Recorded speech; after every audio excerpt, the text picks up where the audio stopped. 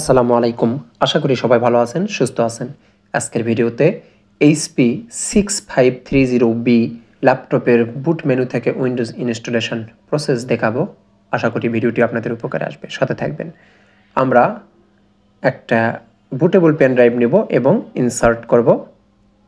তারপর F9 press করতে থাকবো যতক্ষণ বুট অপশান আসেনি, ততক্ষণ পর্যন্ত এসেছে ছেড়ে দিব।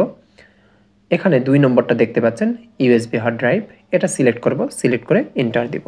তারপর আমাদের উইন্ডোজ ইনস্টলেশন প্রসেস শুরু হবে। এই অবস্থায় নেক্সট দিব, ইনস্টল উইন্ডোজ। তারপর আই ডোন্ট হ্যাভ প্রোডাক্ট কি, উইন্ডোজ সিলেক্ট করবেন, তারপর নেক্সট দিবেন, চেক মার্ক দিব, নেক্সট দিব।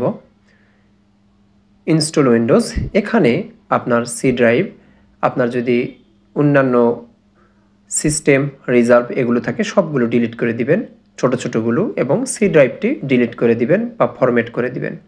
ডিলিট করে দিবেন, তারপর ফরম্যাট করব। আমার সি ড্রাইভ ডিলিট করে দেওয়া হয়েছে এবং ফরম্যাট দিচ্ছি। অন্যান্য ড্রাইভগুলো ডিলিট করবেন না, যেগুলো আপনার অন্য পার্টিশন হিসেবে কাজ করে সেগুলো ডিলিট দিবেন না।